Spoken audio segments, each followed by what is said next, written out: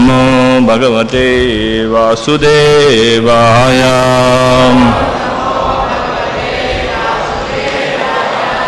ఓం నమో భగవతే వాసుదేవాయ.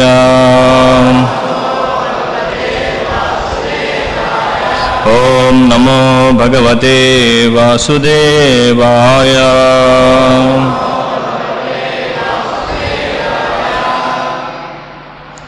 శ్రీమద్ భగవద్గీత యథాతథము అధ్యాయం 2 శ్లోకం 40. నేహాభి క్రమనాశోస్తి ప్రత్యవాయోనా విద్యతే స్వల్పమపస్య ధర్మస్య త్రాయతే మహతో భయాత్. నేహాభిక్రమనాశోస్తి నేహాభిక్రమనాశోస్తి ప్రత్యవాయో న విద్యతే ప్రత్యవాయో న విద్యతే స్వల్పమపస్య ధర్మస్య స్వల్పమపస్య ధర్మస్య త్రాయతే మహతో భయాత్ త్రాయతే మహతో భయాత్. నేహావిక్రమనాశోస్తి ప్రత్యవాయో న విద్యతే స్వల్పమపస్య ధర్మస్య త్రాయతే మహతో భయాత్. ఇహ ఈ యోగమనందు అభిక్రమనాశ ప్రయత్నమునందు నాశము నా అస్తి లేదు, ప్రత్యవాయ హాని న విద్యతే ఉండదు, స్వల్పమపి మిక్కిలి స్వల్పమైనను అస్య ఈ ధర్మస్య ధర్మము త్రాయతే రక్షించును మహత గొప్ప భయాత్ భయమును. భావము భాష్యం చెప్పినది ఏసీ భక్తివేదాంత స్వామి శ్రీలా ప్రభుపాద్. ఈ ప్రయత్నమునందు నష్టము కానీ హాని కానీ లేదు. ఈ మార్గమున స్వల్ప పురోగతియు మహత్తరమైన భయము నుండి మనుజును రక్షించును. భాష్యము. కృష్ణ భక్తి రసభావనందు కర్మనందించుట, కృష్ణుని ప్రీత్యర్థమే ఎటువంటి భోగాభిలాష లేకుండా కర్మను చేయుట ఎన్నది మహోన్నత దివ్య కార్యము. అటువంటి కార్యమును కొద్దిగా ఆరంభించినను అందు ఎటువంటి ఆటంకములు కలుగవు. అంతేగాక అట్టి స్వల్పయత్నము ఏనాడునూ నశించిపోదు. భౌతిక పరిధిలో ప్రారంభింపబడు కర్మ ఒకనాటికి సంపూర్ణము చెందవలసి ఉండును. అట్లు కానిచో ఆ ప్రయత్నమంతే ఉపరము కాగలదు. కానీ కృష్ణ భక్తి భావనలో ప్రారంభించబడు కర్మ సంపూర్ణము కాకునను శాశ్వత ప్రభావం కలిగి ఉండును. అనగా కృష్ణ భక్తి భావన అందలి తన కర్మ పూర్ణము కానప్పటికీ కర్త ఏ విధమైన నష్టమును పొందడు. కృష్ణ పరమగు కర్మ 1% పూర్తి అయినను శాశ్వత ఫలమును కలిగి ఉండి తదుపరి ప్రారంభము 2% నుండి మొదలగును. కానీ లౌకిక కర్మ యందు 100% సఫలత కలుగనదే లాభము చేకూరదు. అజామిలుడు తన ధర్మమును కృష్ణ భక్తి భావనలో కొద్దిగానే నిర్వచించినను భగవాను కరుణ వలన అంత్యమున 100% ఫలితమును పొందెను. శ్రీమద్ భాగవతం నందు ఈ విషయంకు సంబంధించి ఒక చక్కని శ్లోకం కలదు. త్యక్త్వా స్వధర్మ చరణాంబుజం హరే భజన్న పక్కోద పతేతయో యది యత్రక్త్వా వా భద్రం అబూధముష్యకిం కోవార్త ఆప్తో భజతాం స్వధర్మతః. స్వధర్మములను విడిచి కృష్ణభక్తి భావనందు కర్మలు చేయువాడు ఆ కర్మలను పూర్తి చేయజాలనందున పతనమైనను అతడు పొందు నష్టమేమున్నది. అలాగుననే లౌకిక కర్మలను పూర్ణముగా నమ్మించువాడు పొందు లాభమేమున్నది. క్రైస్తవులు సైతము ఈ సొమ్మున ఇట్లు పలుకుదురు. సమస్త ప్రపంచమును సాధించినను శాశ్వతమైన ఆత్మను కోల్పోయినచో మనుజును పొందు లాభమేమి కలదు. భౌతిక కర్మలు మరియు వాటి ఫలితములు దేహముతో పరిసమాప్తము అగును. కానీ కృష్ణభక్తి భావనందరి కర్మలు దేహత్యాగానంతరము సైతం మనుజుని కృష్ణభక్తి భావన వైపునకే అతన్ని గొనిపోవను.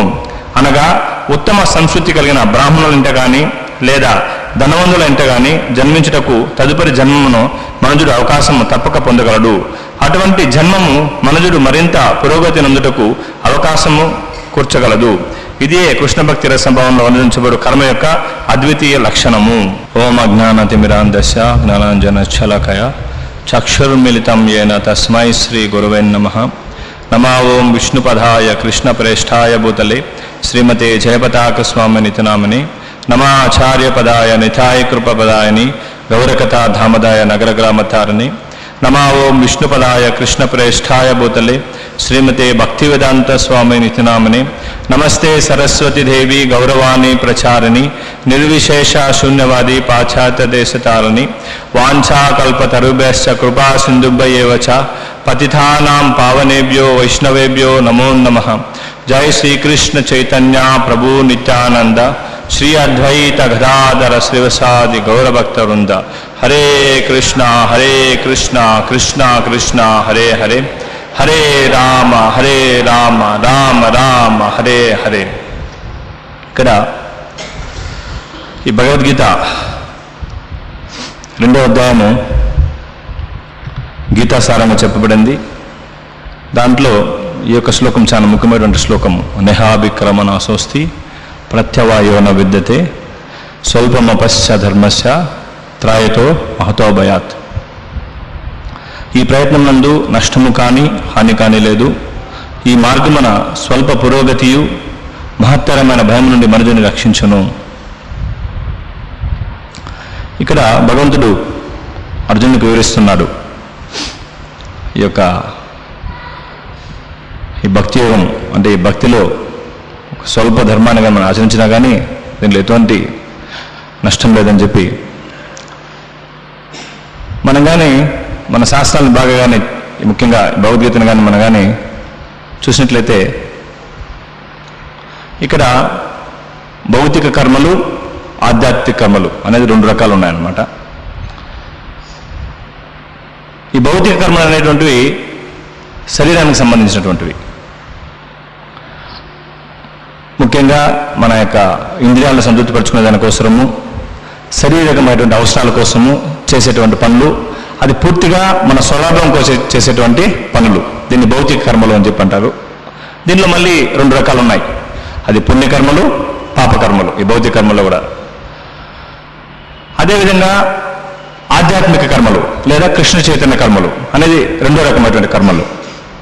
ఒకటేమో భౌతిక కర్మ శరీరానికి సంబంధించింది, మన శరీర అవసరాల కోసం వ్యక్తి ఎవరైతే ఈ యొక్క దేహాత్మ భావంలో ఉంటాడో, నేను శరీరము అని చెప్పి భావిస్తూ ఉంటాడో, నేను ఇంద్రియాలను సంతృప్తిపరచుకోవాలి, నేను భోగించాలని చెప్పి భావిస్తుంటాడో, అతను భౌతికమైనటువంటి కార్యక్రమాలు నిమగ్నమై ఉంటాడు. దీన్ని భౌతిక కర్మలు అని చెప్పి అంటారు. ఎవరైతే నేను ఆత్మను తెలుసుకొని పరమాత్మను గుర్తించి కృష్ణ చైతన్యంలో భగవంతునికి సేవ చేస్తుంటారో దాన్ని ఆధ్యాత్మిక కర్మలు అని చెప్పి అంటారు అన్నమాట. ఇక్కడ మొట్టమొదటి విషయం మనం తెలుసుకోవాల్సిందేమంటే భగవద్గీతలో ఇక్కడ అర్జునుడు కూడా ఇక్కడ భగవద్గీత ప్రారంభమైందే ఈ దేహాత్మ భావంతో. యుద్ధము సన్నద్ధమైంది. 2 సేనలు ఉన్నాయి అక్కడ. కొన్ని లక్షల మంది, కోట్ల మంది సైన్యం, ఒకవైపు పాండవులు, ఒకవైపు కౌరవులు. ఎంతో పవిత్రమైనటువంటి పుణ్యస్థలమైనటువంటి ఈ యొక్క కురుక్షేత్రంలో వాళ్ళు యుద్ధం చేయడానికి సన్నద్ధంగా ఉన్నారు. కొన్ని క్షణాల్లో యుద్ధం ప్రారంభమవుతుంది. చాలా ఉత్కృతంగా ఉన్నారు అందరూ కూడా. ఈ వైపు ఎంత ఉత్కృతంగా ఉన్నారు, ఈ వైపు ఎంత, ఇంక క్షణాల్లో ఒకరినొకరు ఆక్రమణ చేసుకుంటారు, దాడి చేస్తారు. అటువంటి పరిస్థితుల్లో అర్జునునికి మనసులో కోరిక కలిగిందనమాట. ఏమా కోరిక అంటే 2 సైన్యాలు చూడాలనుకున్నాడు అతను. కృష్ణుని కోరుకున్నాడు, ఓ గోవింద దయవుంచి నా రథాన్ని ఈ 2 సేనల మధ్య ఉంచు అని చెప్పాను. అక్కడ వెళ్ళి చూసిన తర్వాత మధ్యలోకి వెళ్ళాడు అర్జునుడు. 2 సేనలు గమనించాడు. చూస్తే 2 సేనల్లో అందరూ తనకు సంబంధించిన వాళ్ళే, అంటే తన శరీరానికి సంబంధించిన వాళ్ళు. కొంతమంది ఈ సైన్యంలో చూసినట్లయితే లైక్ భీష్మాచార్య ఉన్నాడు, తాత, ద్రోణాచార్య గురువు, భూరిశ్రవుడు, సోమదత్తుడు, వీళ్ళంతా కూడా తండ్రితో సమానులు అనమాట వీళ్ళంతా కూడా. తర్వాత దుర్యోధనుడు, తర్వాత దుశ్శాసన, వీళ్ళు వాళ్ళు సోదరులు. తర్వాత లక్ష్మణ, మిగిలిన అందరూ పుత్రులతో సమానం వాళ్ళంతా కూడా. ఈ వైపు చూస్తే ఇంకా ఇక్కడ అందరూ తన యొక్క బంధువులే, పాండవుల వైపు కౌరవుల వైపు. అంటే అతనికి అప్పుడు సందేహం వచ్చేసింది, ఎందుకు నేను యుద్ధం చేయాలి? శరీర భావంలోకి వచ్చేసాడు. ప్రభుపాద వారు ఆయన యొక్క ప్రవచనలు వివరిస్తున్నారు అనమాట. ఎవరైతే శారీరక భావంలో ఉంటారో వీళ్ళు నా వాళ్ళు, వీళ్ళు పరవాళ్ళు, వాళ్ళు వేరే వాళ్ళు. అయితే ఆధ్యాత్మిక స్థాయిలో అట్లా ఆలోచించడు. ఆధ్యాత్మిక స్థాయిలో నేను ఆత్మని చెప్పి భావిస్తారు. అందరూ కూడా భగవంతునికి సంబంధించిన వాళ్ళు, అందరూ నా వాళ్ళని చెప్పి భావిస్తాడు. ఎవరైతే కృష్ణ చైతన్యంలో ఉంటాడో ఆ వ్యక్తి పరవాళ్ళు, నా వాళ్ళు అని చెప్పి ఆలోచించడు. అందరూ ఆత్మలు. మయోంసే జీవలోకే జీవభూత సనాతన. ప్రతి ఒక్కరు జీవి భగవంతుని యొక్క అంశము. ప్రతి ఒక్క జీవి భగవంతుని అంశం కాబట్టి నేను కూడా భగవంతుని యొక్క అంశము. వాళ్ళందరూ నాకు సంబంధించిన వాళ్ళు. ఎప్పుడైతే మన శారీరక భావన ఉంటుందో అదే జరిగింది ఇక్కడ అర్జునునికి. అతను ఏం చేస్తున్నాడు? శరీరంతో పోల్చుకుంటున్నాడు. అప్పుడేమైంది? అందరూ నా వాళ్ళే, అది అక్కడ ఉన్నటువంటి వాళ్ళు నా వాళ్ళు, పర్వాలని చెప్పి ఆయన శరీరంతో పోల్చుకుంటున్నాడు కాబట్టి అప్పుడు అతనికి భయం అయిపోయింది. ఈ భౌతిక స్థాయిలో ఎవరైతే ఉంటారో శరీరం అని చెప్పి నేను భావిస్తుంటారో వాళ్ళకి ఎప్పుడు భయం ఉంటుంది అనమాట. నా శరీరం ఏమవుతుందేమో, నాకు సంబంధించినటువంటి వ్యక్తుల యొక్క శరీరం ఏమవుతుందేమో, వాళ్ళు మరణిస్తారేమో, నేను మరణిస్తానేమో, వాళ్ళకి ఏదైనా అపాయం జరుగుతుందేమో భావిస్తుంటాం. మనం ఏదైనా కానీ కొన్నిసార్లు ఎక్కడైనా ప్రయాణానికి వెళ్ళేటప్పుడు ఎన్నో జాగ్రత్తలు చెప్తాం మన వ్యక్తులకంతా కూడా, మన కుటుంబ సభ్యులకి. జాగ్రత్తగా ఉండండి, జాగ్రత్తగా ఉండండి, మీరు వాహనం లేపు జాగ్రత్తగా ఉండండి, నీటిలో లేపు జాగ్రత్త తీసుకోండి, ఆహారం తీసుకున్నారు. ఎందుకంటే భయం అనమాట. ఎందుకంటే ఆ శరీరం మనకు చాలా ముఖ్యం. ఈ శరీరము చాలా ముఖ్యం. ఎందుకంటే మన శరీరంతో మనం భావించుకుంటున్నాం కాబట్టి. ఇక్కడ అర్జునుడు అదే పరిస్థితి అయింది అతనికి. అతను ఏం చేస్తున్నాడు? భయపడిపోతున్నాడు. అతను ఏమని భావిస్తున్నాడు? ఇప్పుడు వాళ్ళు చంపేశాను అనుకో, నాకు ఆనందం ఎక్కడి నుంచి వస్తుంది? అతను ఒక ఆర్గ్యుమెంట్ ఏమంటే, కృష్ణుడికి చెప్పేటువంటి ఒక వాదన, ఒకవేళ నేనే గెలిచాను అనుకో యుద్ధంలో, పాండవులు నేను గెలిచామనుకో, దుర్యోధనుడు మిగిలిన వాళ్ళంతా మరణించి మాకు రాజ్యం వచ్చినా కానీ మా సంపదనంతా కూడా ఎవరికి నేను చూపించుకోవాలి? ఒక ఆర్గ్యుమెంట్. అది చాలా ఆర్గ్యుమెంట్స్ చేశాడు, చాలా వాదనలు చేశాడు భగవంతునితో, చాలా మంచి వాదనలు చేశాడు. ఒక వాదన వచ్చి అతను చెప్పేది, నేను కానీ గెలిచినట్లయితే మామూలుగా అందరూ ఏం చేస్తారు? సంపదనంతా ఏం చేస్తారంటే వాళ్ళు సంపాదించేదంతా కూడా అంత కష్టపడి, ఎందుకంటే ఇతరులు వీళ్ళు సంపద చూసి అయ్యో అతను ఎంత గొప్ప వ్యక్తి అనుకోవాలి, అంతే. దానికోసం అందరూ చేసేది. అతను ఆ విధంగా తెల్లవారి నుంచి సాయంత్రం వరకు ఎంతో కష్టపడి కొన్ని నెలలు, కొన్ని సంవత్సరాలు, జీవితం అంతా కష్టపడి పనిచేస్తాడు. ఎందుకంటే ఇతరులు అబ్బా అతను ఎంత పెద్ద బిల్డింగ్ కట్టాడు, ఎంత పెద్ద ధనాన్ని సంపాదించాడు. ఇది ఫాల్స్ ప్రెస్టేజ్ అంటారు. అంటే తప్పుడు, ఏమంటారు దాని తెలుగులో? తప్పుడు అవగాహన. ప్రెస్టేజ్ అంటే కీర్తి, తప్పుడు కీర్తి. అదేముండదు. ఈ విధంగా భావించిన వాళ్ళు ఒక 100 సంవత్సరాలకు ముందు చాలా మంది అనుకుంటారు నేను పెద్ద ధనవంతుని అనేసి. వాళ్ళు అనుకుంటారు ఇక్కడ తిరుపతి నగరంలో ఉన్నటువంటి వాళ్ళంతా కూడా నన్ను చూసి ఇతను ఎంతో పెద్ద ధనవంతుడు అనుకుంటున్నారు అని చెప్పి అనుకుంటారు. వాళ్ళ గురించి ఇప్పుడు ఎవరికీ తెలియదు. 100 సంవత్సరాలకు ముందు ఉన్నటువంటి వ్యక్తులు, ఇక్కడ ధనవంతులు ఎవరైతే ఉన్నారో ఈ తిరుపతి నగరంలో, వాళ్ళ గురించి ఎవరికి తెలియదు. ఇప్పుడు వాళ్ళు అప్పుడు అనుకుంటారు నేను చాలా శక్తివంతుణ్ణి, నాకు ఇంత ధనం ఉంది, ఇంత ఆస్తులు ఉన్నాయి, నాకు ఇంత పెద్ద గొప్ప వ్యక్తిని, ఇంత శక్తివంతున్నా, నాకు ఇంతమంది సహచరులు నాకున్నారని చెప్పి అనుకుంటారు. బట్ ఇప్పుడు చూస్తే వాళ్ళ గురించి ఎవరు తెలుసుకోరు వాళ్ళ గురించి. అదే విధంగా ఇప్పుడు ఎవరైతే అనుకుంటున్నారో నేను చాలా శక్తివంతుణ్ణి, నాకు ఇంత ధనం ఉంది, ఇంత జనాలు ఉన్నారని చెప్పి అనుకుంటున్నారో 100 సంవత్సరాల తర్వాత వాళ్ళ గురించి ఎవరు అనుకోరు. ఇదంతా కూడా మాయ అట్లా కనిపిస్తుంది అనమాట. ఓ నువ్వు చాలా ముఖ్యమైనటువంటి వ్యక్తివి, నీకు ఇంత చాలా ధనం ఉంది, నువ్వు ఇంకా ధనాన్ని సంపాదించాలి, ఇట్లా మోసపోతాం అనమాట మనం. ఒక వ్యక్తి ఒకసారి నాకు చర్చిస్తున్నాడు అనమాట. చివరికి అతను తేలింది ఏమంటే, ఇంత కష్టపడి ఎందుకు సంపాదించినావంటే అతను చెప్ప, నువ్వు తింటావా, మొత్తం తింటావా నువ్వు? ఓకే, నీకు 100 కోట్ల రూపాయలు ఉంది, రోజుకి ఎంత తింటావు నువ్వు? ఒక లోటు తింటావా? నో, 2 చపాతీలు, కొంత రైస్ అంతే. ఎంత చూడు మనము కొంతమందిని ఏమన్నా కానీ భక్తి సేవకు రమ్మంటే టైం లేదని చెప్తారు. ఎందుకంటే బాగా సంపాదించి ఇతరులు ఏం చేయాలి, ఇతన్ని వాళ్ళే సంపాదించాలని చెప్పాను. అది కూడా లేదు. ఇప్పుడు అసూయపడలు ఎక్కువైపోయినారు కలియుగంలో. అది ఇంతకుముందు ఈ కాలంలో ఇది ఈ అర్జునుడు ద్వాపరయుగంలో గ్లోరిఫై చేసేవాళ్ళు, ఎవరిన కానీ ధనం కానీ కీర్తి కానీ ఉంటుంది. ఇప్పుడు అసూయపడతాడు, అంతా అతను మోసం చేసి సంపాదిస్తున్నాడు అనేస్తారు. వాళ్ళందరి నోళ్ళు కూడా సంపాదిస్తున్నారు, మోసం చేసి సంపాదిస్తున్నారని చెప్పి ఇంకా తిట్టారనమాట, అసూయపడిపోతారు. కాబట్టి ఇక్కడ ఇల్యూజన్లో ఏం చేస్తాం మనము, శారీరక భావం. అర్జునుడు అదే భావించాడు, అక్కడే భగవద్గీత స్టార్ట్ అయింది. అందుకే భగవంతుడు చెప్తున్నాడు, అక్కడ స్టార్ట్ అయింది. అతను శారీరక భావంలో చెప్తున్నాడు, నేను ఎందుకు యుద్ధం చేయాలి, ఒకవేళ నేను గెలిచినా ఓటమే అది నాకు. ఎందుకంటే ఇక్కడ ఎవరికి నేను చూపించుకోలేను నా ఆస్తిని, నాకు ధనాన్ని. ఒకవేళ నేను మరణించిన అనుకో, అది మరణిస్తాను, కాబట్టి ఇది వద్దు నాకు, వీళ్ళందరూ నేను చంపాల్సిన పని లేదు, నాకు వద్దు అని చెప్పి గాంధీవాన్ని పడేశారు. అంటే అతను ఏ స్థాయిలో ఉన్నాడు, శారీరక స్థాయిలో ఉన్నాడు. అప్పుడు భగవద్గీత భగవంతుడు స్టార్ట్ చేశాడు. మొదటి శ్లోకం ఏదది, కూతస్వ కస్వలమిదం విషమే సంపసితం అనారజుష్టం స్వర్గం అకీర్తికరం అర్జున. నీకు ఎక్కడి నుంచి వచ్చింది ఈ కల్మషం, నీకు ఎక్కడి నుంచి వచ్చింది అని చెప్పి అడుగుతున్నాడు. ఫస్ట్ చెప్తాడు భగవంతుడు, సీరియస్గా చెప్తున్నాడు. కల్మషం అంటే ఈ శారీరక భావం నీకు ఎక్కడి నుంచి వచ్చింది. నిజమైనటువంటి వ్యక్తి, నిజమైనటువంటి ఆర్యుడు అంటే ప్రభుపాదుల భాషను చెప్తున్నాడు, తన జీవితాన్ని ఆధ్యాత్మిక విలువలకు, ఆధ్యాత్మిక సంస్కృతికి అనుగుణంగా మలుచుకునేవాడు ఆర్యుడు. తన జీవితాన్ని ఏం చేస్తాడు, అతను అన్ని పనులు చేస్తుంటాడు, జీవితంని గడుపుతుంటాడు. అతను బాధ్యత రహితంగా ఉండడు, తన బాధ్యతను చేస్తూ ఆధ్యాత్మిక అభివృద్ధి కోసము తన జీవితాన్ని మలుచుకునేవాడు ఆర్యుడు అంటారు. బట్ ఇక్కడేం చేస్తున్నాడు, కృష్ణుడు చెప్తున్నాడు అనార్యదుష్ట మార్గం చెప్తున్నాడు. ఇది ఆర్యులకు తగింది కాదు, అనార్యులకి అంటున్నాడు. అనార్యుడు అంటే ఈ భౌతికమైనటువంటి ఇల్యూజన్స్, ఈ తలుపు వెలుగులకి, అంటే ఈ భౌతికమైనటువంటి ఆకర్షణలకి, తాత్కాలికమైనటువంటి ఆకర్షణలకి ఆకర్షితులయ్యి శరీరం కోసము పనిచేస్తూ విష్ణువుని కానీ, భక్తిని కానీ, ఆత్మని కానీ, భగవంతుని కానీ భక్తియుక్త సేవకు దూరంగా ఉంటూ తన శరీరమే నేను భావిస్తూ తన ఇంద్రియ భోగాలకి పనిచేసే వ్యక్తి అనార్యుడు.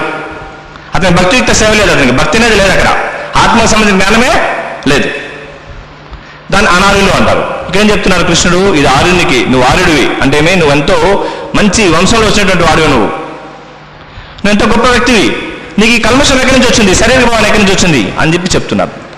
అక్కడ మందలిస్తున్నాడు, గురుస్థానాన్ని తీసుకున్నాను ఇక కృష్ణుడు. తర్వాత ఇక్కడ చెప్తున్నాడు ఈ శ్లోకంలో, ఓ అర్జున, నువ్వు భౌతికంగా శరీరంగా నువ్వు ఎంతన్నా చెయ్యి, నువ్వు 100% చెయ్యి, నువ్వు భౌతిక స్థాయిలో, నీ శారీరక స్థాయిలో, అది ఉపయోగం లేదు, దుర్వినియోగం, అది నీకు పనికిరాదు, శరీరంతో పాటు అది నశిస్తుంది. మృత్యు రూప హరశాహ, మృత్యు రూపంలో నేను హరించి వేస్తాను. ఒక వ్యక్తి ఉన్నాడు అనుకోండి, అతను ఎంతో ధనవంతుడు ఉంటాడు, ఎంతో శక్తివంతంగా ఉంటాడు, ఎంతో పేరు ప్రఖ్యాతులు ఉంటాయి, ఎంతోమంది తన యొక్క అనుచరులు ఉంటారు, లేదా ఎంతో కీర్తి ఉంటుంది. ఆయన మరణిస్తే ఏమవుతుంది, ఒక క్షణంలో, ఒక క్షణం, ఒక సెకండ్ ఏమైపోతుంది, అంతా కూడా తీసుకోబడుతుంది. లైక్ దీనికి సంబంధించి ఒక చిన్న లీల ఉందనమాట. ఒకసారి ఒక రాజు ఉన్నాడనమాట. ఆ రాజు చాలా మంచి రాజు, అయితే పూర్తిగా భౌతికమైనటువంటి ఈ యొక్క అనార్య స్థాయిలో ఉన్నాడనమాట. అయితే సాధువులు అంటే అతనికి రెస్పెక్ట్ ఉంది. ఒకరోజు ఆ రాజు దగ్గరికి ఒక సాధువు వస్తాడు, వచ్చి, ఓ రాజా, నేను నీ దగ్గరికి వచ్చాను, నీకు నేను కొద్దిగా ఆత్మబోధం చేయాలనుకుంటున్నాను అని చెప్పి చెప్తారనమాట. ఆ రాజు చెప్తాడు, ఓ సాధు మహాత్మా, మీరు నాకు ఇప్పుడు ఆత్మబోధం చేయాల్సిన పని లేదు, నేను ఎంతో ఆనందంగా ఉన్నాను. అయితే మీరు ఇక్కడికి వచ్చారు కాబట్టి మీకు ఏం కావాలో తీసుకోండి, మీకు ధనం కావాలన్నా, మీకు గ్రామాలు కావాలన్నా, మీకు ఆలయాలు కట్టించాలన్నా, మీకు ఏం కావాలో ఇస్తాను నేను. అయితే ఈ ఆత్మ గురించి కానీ, ఈ భగవంతుని గురించి కానీ నాకు మీరు చెప్పొద్దండి అని చెప్పి చెప్తారనమాట. సరే, ఈ సాధువు అతను మంచి వ్యక్తి, అయితే రాజు గౌరవం ఇస్తున్నాడు, ఇంతకుముందు మాదిరి కాదు, ఇప్పుడు మాదిరి కాదు. ఇప్పుడు ఏం చేస్తారు, సాధువు పది ఫస్ట్ తలుపు డబ్బంతా వేస్తాడు అనమాట, లోపలికి రాలేరు. ఆ రాజు అట్లా వ్యక్తి కాదు. అతను ఏం చేస్తారు, చాలా మంది మన వాళ్ళు పుస్తకం పోతుంటారు, పోయినప్పుడు ఫస్ట్ బయట వెళ్ళండి అంటారు అనమాట, లోపలికి రావద్దని చెప్తారు, ఫస్ట్ బయట వెళ్ళండి మీరు అని చెప్పి తలుపు తప్పని వేస్తారనమాట. ఇంతకుముందు ఆ సంస్కృతి ఉంది, ఏదైనా సాధువు వస్తే గౌరవించేటువంటి సంస్కృతి ఉంది. వాళ్ళు సాధువు ఇంటికి వెళ్ళేది ఏదో తీసుకునే కోసం కాదు, వాళ్ళు ఇచ్చేదాని కోసం పోతున్నారు. మనకి ఇప్పుడు అవగాహన వచ్చేసింది అనమాట, సాధువులు వస్తున్నారంటే తీసుకుంటారు. నో, సాధువు వచ్చేది ఇచ్చేదాని కోసం. మనకి ప్రభుపాదులు చెప్తారనమాట, అమెరికాకి వచ్చినప్పుడు, నేను మీ దేశానికి అడుగు తినని కోసం నేను రావడం లేదు, ఇక్కడికి మీకు ఇచ్చేదానికి వచ్చాను, కృష్ణ చైతన్యాన్ని హరినామ సంకీర్తనని హరే కృష్ణ కృష్ణ కృష్ణ హరే హరే హరే రామ రామ రామ హరే హరే. అదేవిధంగా కృష్ణ చైతన్య భక్తులు ఎవరైనా గృహాలకి ఇప్పుడు మ్యారథాన్ అప్పుడు అంతా వెళ్తుంటారు, మన భక్తులంతా కూడా బయట ప్రచారానికి. వాళ్ళు భావిస్తారు వీళ్ళేదో వచ్చి డబ్బులు తీసుకోపోయానికి అనేసి. నో, వాళ్ళు వచ్చింది భగవద్గీత ఇవ్వడానికి, దివ్యమైన జ్ఞానం ఇవ్వడానికి, డబ్బుల కోసం కాదు, ధనం కోసం కాదనమాట. ఇక్కడ ఏమైంది, ఇతను అక్కడికి వెళ్ళాడు సాధువు, ఆయన బాగా ఆహ్వానించాడు. ఆయన ఈ ఆత్మజ్ఞానం గురించి అంత ఆకర్షణ లేదు అతనికి, వినడం లేదనమాట. సరే సాధువు ఆయన దగ్గర నుంచి నాకు ఒక చిన్న సహాయం చేయాలి మీరు, నువ్వేం చేయాలంటే మీ దేశంలో ఒక మూర్ఖుని గుర్తించాలి, మహామూర్ఖుడు కూడా అతను గుర్తించి అతనికి ఒక కర్ర ఇవ్వాలి.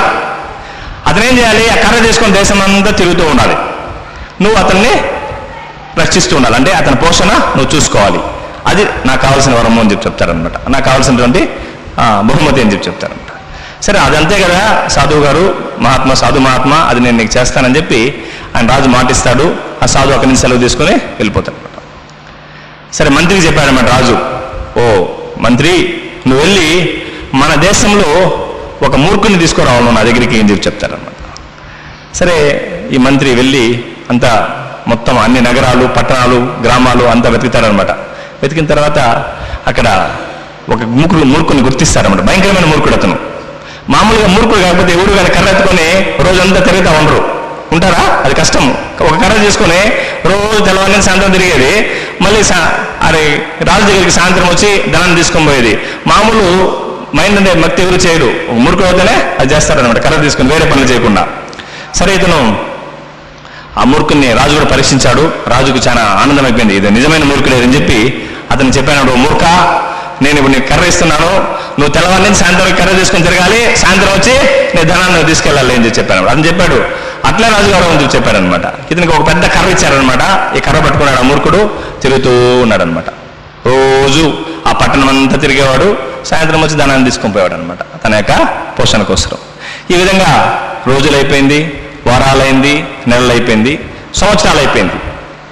కాలం అనేది ఎంతో క్రూరమైంది. మనం ఆగిన కాలం అనేది ఆగదు. మనం భక్తి చేసినా మనం చెడు చేసినా కాలం ఆగదు, మంచి చేసినా కాలం ఆగదు, పోతా ఉంటుంది అనమాట. ఆ ఫలితం అనేది మనము అనుభవించాల్సిందే. మనం చెడు చేస్తే ఫలితం వస్తుంది, మనకి మంచి చేస్తే ఫలితం వస్తుంది, కృష్ణేతన కార్యక్రమాలు చేస్తే ఫలితం వస్తుంది. బట్ కాలం మాత్రము నిలదు. చాణక్య పండితుడు చెప్తాడు, నువ్వు 1,00,000 బంగారు నాణ్యాలు ఇచ్చినా కానీ వెళ్ళిపోయినటువంటి సెకండ్ మళ్ళీ మనం తిరిగి తీసుకురాలేం. ఒక సెకండ్ వెళ్ళిపోయింది అనుకో, దాన్ని మళ్ళీ మనము తీసుకురాలి. కాబట్టి కాలం అనేది ఎంతో క్రూరమైంది, వెళ్ళిపోయింది అనమాట. ఈ రాజు ఏమైపోయాడు, వృద్ధుడైపోయాడు, ముసలివాడైపోయాడు. ఈ మూర్ఖుడేమో కర్ర తీసుకొని తిరుగుతూ ఉన్నాడు. సరే ఇంకా వృద్ధుడైపోతే ఏమవుతుంది, మరణం అనేది ఆసనం అవుతుంది. రాజుకి అర్థమైపోయింది అనమాట. రాజా వైద్యులు చెప్పేశారు, ఓ రాజా, నువ్వు కొంతకాలంలో మరణిస్తావు. మామూలుగా మన డాక్టర్స్ చెప్తుంటారు కదా, ఇంకా 7 రోజులు 3 రోజులు అయితే ఉండేదనేసి. అట్లా రాజు వైద్యులు చెప్పేశారన్నమాట రాజుకి, నువ్వు ఇంక కొన్ని రోజుల్లో నువ్వు చనిపోతున్నావు అని చెప్పారు. సరే రాజుకు చాలా బాధ అయిపోయింది, అయ్యయ్యో నేను చనిపోతున్నాను కదా. సరే ఇంకా ఏం చేస్తాము, బాధ్యత అంతా కూడా నా పుత్రుడికి ఇవ్వడం చెప్పి పుత్రుని పిలిపించారనమాట. పిలిపించి, నాయన మీరెంతో వినయంతో నా దగ్గర ఈ రాజుకు సంబంధించి రాజకీయాలకు సంబంధించి విషయాలంతా నేర్చుకున్నారు, ఎంతో వినయంతో ఎంతో గొప్ప గుణాలు కలిగి ఉన్నారు. ఇప్పుడు నేను వెళ్ళిపోతున్నాను, కాబట్టి మీరు జాగ్రత్తగా రాజ్యాన్ని చూసుకోవాలి అని చెప్పాడనమాట. తర్వాత తన యొక్క పత్నులు పిలిచి తన భార్యల్ని, ఆయన మీరెంతో విశ్వాసంతో నాకు సేవ చేశారు, ఇప్పుడు వీళ్ళు అమాయకులు పుత్రులంతా కూడా, వీళ్ళకి మీరు మార్గాన్ని ఇస్తూ రక్షించాలి అని చెప్పాడనమాట. తర్వాత మంత్రులను పిలిచారనమాట. పిలిచి, ఓ మంత్రులారా, మీరు మీ యొక్క యజమానికి ఎంతో బాధ్యతతో, ఎంతో నమ్మకంతో, ఎంతో విశ్వాసంతో సేవ చేశారు. మీ రుణాన్ని నేను తీర్చుకోలేను, అదేవిధంగా వీళ్ళు కూడా సహాయం చేయండి. వీళ్ళంతా కూడా చిన్న పిల్లవాళ్ళు, వీళ్ళు రాజ్య భారాన్ని తీసుకుంటున్నారు, కాబట్టి వీళ్ళంతా మీరు సహాయం చేయండి అని చెప్పి వాళ్ళని ఓదార్చాడనమాట. ఆయనకు వీళ్ళందరినీ ఓదార్స్తూ మనసులో ఈ మూర్ఖుడు గుర్తొచ్చాడనమాట. రే మంత్రికి చెప్పాడు, చూడు ఆ మూర్ఖుడు ఎంతో విశ్వాసంతో సేవ చేస్తున్నాడు, ఆ మూర్ఖుని పిలిపించండి, అతనికి నేను రిటైర్మెంట్ ఇచ్చేస్తున్నాను, వేరే మూర్ఖుడికి ఎవరికైనా కానీ ఈ బాధ్యతనిస్తాను, అయినా కానీ అతని పోషణ మనమే చూసుకుంటామని చెప్పాడనమాట. సరే ఈ మంత్రి ఏం చేశాడు, ఆ మూర్ఖుని పిలిపించాడు. ఆ మూర్ఖుడు కర్రతో వచ్చాడు అక్కడికి, ఎందుకంటే కర్ర మాత్రం వదలదనమాట. కర్ర తీసుకొని అక్కడికి వచ్చాడు. వస్తుంటేనే రాజు అడిగాడనమాట, నాయన మూర్ఖ, నువ్వు బాగున్నావా అని చెప్పి అడిగారు. రాజుగారు మీ దేవాలు చాలా బాగున్నాను, తెల్లవారి నుంచి సాయంత్రం కర్ర తీసుకొని తిరుగుతూ ఉన్నాను, చాలా బాగున్నాను అని చెప్పాడు. సరే ఇప్పుడు నేను వెళ్ళిపోతున్నాను,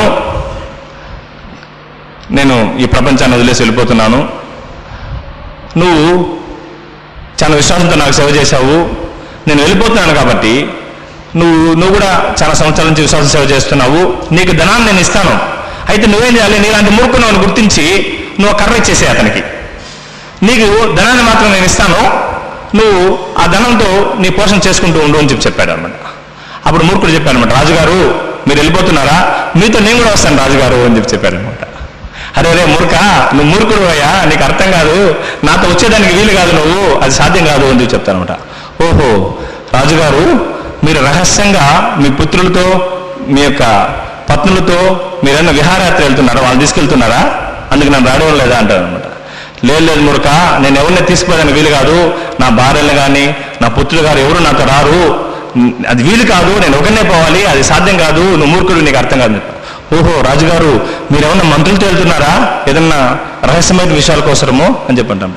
లేదు మూర్ఖ, మంత్రులు కూడా నాతో రారు అని చెప్తాను. అయితే మీరు ఏమన్నా ధనాన్ని తీసుకెళ్తున్నారా, గొప్ప గొప్ప ధనాన్ని సంపాదించారు కదా మీరు, ఆ ధనాన్ని అంతా తీసుకెళ్తున్నారా అని చెప్తారనమాట. లేదు మూర్ఖ, నా ధనం కానీ నా మంత్రులు కానీ నా భార్యలు కానీ ఎవరు రారు నాతో అని చెప్తారనమాట. అయితే మీరు ఈ యొక్క మీ యొక్క రాజ్యంలో ఉన్నటువంటి గొప్ప గొప్ప పౌరుల్ని మీ సైన్యాన్ని అంతా ఎవరు తీసుకెళ్తున్నారా మీతో కూడా అని చెప్తారనమాట. లేదు మూర్ఖ, నా రాజ్యం ఒక చిల్లి గౌకరాన్ని తీసుకుపోలేని మూర్ఖ, నేను ఎవరిని తీసుకున్నా ఎవరు రారు అని చెప్తారనమాట. నీకు తెలియదు మూర్ఖ, నువ్వు పెద్ద మూర్ఖుడివి, నీలాంటి మూర్ఖుడిని ఇంకోని గుర్తించి నువ్వు కర్ర అతనికి ఇచ్చేయని చెప్తారనమాట. అప్పుడు ఆ మూర్ఖుడు చెప్తాడు, కర్ర నువ్వే తీసుకో రాజుగారు అని చెప్పి కర్ర రాజుకి ఇస్తాడు.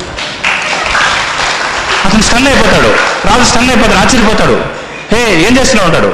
నీకంటే మించిన మూర్ఖుడు ఎవరున్నాడు, నువ్వే మహామూర్ఖుడివి, కర్ర తీసుకోమని చెప్తారనమాట. అది ఆశ్చర్యపోతాడు, ఏముంది నువ్వే చెప్తున్నావు, నాతో నా భార్యలు కానీ నా పుత్రులు కానీ నా ధనం కానీ నా రథాలు కానీ నా పౌరులు కానీ నా సైన్యం కానీ రావని చెప్తున్నావు, ఇన్ని రోజులు వాళ్ళ కోసం నువ్వు పనిచేసావు, నువ్వు మూర్ఖుడివి, కర్ర తీసుకోమని చెప్పి చెప్తారనమాట. అప్పుడు ఆ రాజు ఆశ్చర్యపోతాడు, అరే ఎవరు నువ్వు అంటారనమాట. నువ్వు మహామూర్ఖుడు కాబట్టి నా గురువు నాకు ఉపదేశించాడు, గుర్తుదానికి కొన్ని సంవత్సరాలకు ముందు వచ్చాడు ఒక సాధు మహాత్ముడు, ఆయన నా గురువు నీ మీద కృప చూపించాలని వచ్చాడు, నువ్వు అప్పుడు ఆ సూచనలు తీసుకోలేదు, నువ్వు మూర్ఖత్వంలో ఉన్నావు, నీకు సహాయం చేయడం కోసము ఈ విధంగా ప్రణాళిక వేసి నన్ను నీ దగ్గర పంపించాడు, నేను సమయం కోసం వేచి ఉన్నాను, నీకు ఆత్మజ్ఞానం చేయాలని చెప్పి నువ్వు మహామూర్ఖుడివి, నీ శరీరానికి సంబంధించిన విషయాలను నువ్వు పూర్తిగా నీ కాలాన్ని నాశనం చేసుకునేసావు, ఇప్పుడు మరణిస్తున్నావు, ఏమవుతుంది నీకు అది అని చెప్తానమాట. అప్పుడు అతను రిలీజ్ అవుతాడు, ఓ మహాత్మా నన్ను రక్షించు అని చెప్పి చెప్తారనమాట. అప్పుడు అతను చెప్తాడు, ఇప్పటికీ మించిపోయింది లేదు, ఈ భక్తియుక్త సేవ అనేది ఎప్పుడైనా చేయొచ్చు అనమాట. అది స్వల్పమభస్య ధర్మస్య తరగతో మహతో భయాత్, స్వల్పంగా చేసినా కానీ ఇప్పుడు ప్రారంభించు హరినామ సంకీర్తన, హరే కృష్ణ కృష్ణ కృష్ణ హరే హరే, హరే రామ రామ రామ హరే హరే, నామ సంకీర్తన ఇప్పుడు ప్రారంభించు అని చెప్పి చెప్తారనమాట. ఈ భక్తి అనేది ఎవరైనా ఎప్పుడైనా చేయొచ్చు అనమాట. గర్భంలో ఉన్నప్పుడే భక్తిని ప్రారంభించిన చాలా మంది మహాత్ములు ఉన్నారనమాట. లైక్ పరీక్షిత్ మహారాజు, ప్రహ్లాద్ మహారాజు, వీళ్ళంతా ఏం చేశారు, తల్లి యొక్క గర్భంలోనే వాళ్ళు ఏం చేశారు, భక్తియుక్త సేవను ప్రారంభించారు. తర్వాత చిన్న శిశువుగా ఉన్నప్పుడు, అంటే కొద్దిగా 3 సంవత్సరాలు 4 సంవత్సరాల వయసులో భక్తిని ప్రారంభించిన చాలా మంది ఉన్నారు. లైక్ ఉదాహరణకి లైక్ ధ్రువ మహారాజ్, ఆయన 4 సంవత్సరాల వయసులో ఏం చేశాడు, భక్తిని ప్రారంభించారు. అదేవిధంగా మంచి ఈ యొక్క యుక్త వయసులో యవన వయసులో ఉన్నప్పుడు భక్తిని ఆచరించిన వాళ్ళు ఉన్నారు. లైక్ ఈ యొక్క పృథు మహారాజ్, ఆయన రాజుగా ఉన్నాడు, ఎంతో యుక్త వయసులో ఆయన భక్తిని ఆచరించారు. తర్వాత వృద్ధాప్యంలో భక్తిని ప్రారంభించిన వాళ్ళు చాలా మంది ఉన్నారు. దాంట్లో ఉదాహరణ వచ్చి ధృతరాష్ట్రుడు ఎంతో కుట్రలతో జీవితం అంతా నాశనం చేసుకున్నాడు అనమాట. చివరికి మహాభారత యుద్ధమైన తర్వాత విదురుడు తన సోదరుడు అతనికి ఉపదేశాన్ని ఇస్తాడనమాట. అప్పుడు అతను కొద్దిగా రియలైజ్ అయ్యి భక్తిని ప్రారంభిస్తాడనమాట. లాస్ట్ చివరికి ఈ యొక్క అరణ్యంలో అతను భగవంతుని యొక్క కృప చేత ముక్తిని పొందుతాడు. ఈవెన్ మరణ సమయంలో కూడా, ఇంకా చనిపోయేటప్పుడు కూడా భక్తిని ప్రారంభించడం ఉన్నారు. ఎవరు గుర్తుందా, అజామినుడు. కాబట్టి భక్తిని చేయడానికి ఏ స్టేజ్ లేదు, గర్భంలో ఉన్నప్పటి నుంచి చనిపోయేంత వరకు ఎవరైనా కానీ ఈ భక్తిని చేయొచ్చు అనమాట. కాబట్టి ఇతను అదంతా బోధించిన తర్వాత ఈ మహామూర్ఖునికి రాజుకి అతను చెప్పారనమాట, ఇప్పుడు నువ్వు ఇది అటువంటి మూర్ఖులు మనం చాలా మంది ఉన్నాం ఇప్పుడు ఈ ప్రపంచంలో. మనం జీవితం అంతా కూడా వృధా చేస్తున్నాం అన్నమాట శారీరకమైన విషయాల కోసం. కాబట్టి అటువంటి మూర్ఖులు కాకుండా మనం సత్ప్రవర్తనతో ప్రవర్తించాలని చెప్పి ఇక్కడ భగవద్గీతలో కృష్ణ ఏం చెప్తున్నాడు, నేహాభికమన స్వస్తి ప్రత్యవాయ అనువిద్యతే స్వల్పమపస్య ధర్మస్య త్రాయితో మహతో భాయతని చెప్తున్నాడు. కాబట్టి ఈ భక్తిని మనం ఆచరించినట్లయితే కనుక అది మనం ఎప్పుడూ మనం రక్షిస్తూ ఉంటుందన్నమాట. అది ఎంతో గొప్పది. మనం ఆ భక్తిని మన యొక్క స్వల్పంగా ఆచరించినా కానీ, లైక్ మనం కానీ ఇక్కడ ఈ వెంకటేశ్వర మహత్యంలో చూసినట్లయితే కనుక ఈ భక్తి, భగవంతుని యొక్క భక్తియుక్తి సేవ ఎట్లా రక్షిస్తుంది ఒక మనిషిని అనేది. కళాస్తి దగ్గర ఒక గొప్ప బ్రాహ్మణుడు ఉంటాడు, పురంధర అనేటువంటి బ్రాహ్మణుడు ఉంటాడు అనమాట. అతని ఇంట్లో ఎంతో సద్బ్రాహ్మణుడు. అతను అన్ని వైదిక కర్మలు, వైదిక విధానాలంతా కూడా ఆచరిస్తూ ఉంటాడు. అతను ఒక పుత్రుడు జన్మిస్తాడు, అతని పేరు మాధవుడు. ఇతను ఎంతో గొప్ప బ్రాహ్మణుడు కాబట్టి తన పుత్రుణ్ణి చిన్నప్పటి నుంచి కూడా మంచిగా ఇక భక్తియుక్తి సేవలో ఆయన తీసుకొస్తూ ఉంటారన్నమాట. ఇది చాలా ముఖ్యమైన విషయం. ఇది తల్లిదండ్రులు అంటే కన్నా ముఖ్యంగా ప్రతి ఒక్కరూ నాకు బాధ్యతలు ఉన్నాయి, భక్తిని ఆచరించిందంటే నాకు బాధ్యతలు ఉన్నాయని చెప్తారనమాట. తప్పనిసరిగా బాధ్యతలు ఉన్నాయి. మన బాధ్యత వచ్చి వాళ్ళకి ఆహారం ఇవ్వడము, లేదంటే గృహాన్ని నిర్మించడమే మన బాధ్యత కాదు. ఆ బాధ్యత పక్షులు కూడా చేస్తాయి. మనం చూడండి, ఇక్కడ టెంపుల్లో పక్కన కొన్ని పావురాలు ఉన్నాయి, గమనించినారు కొంతమంది.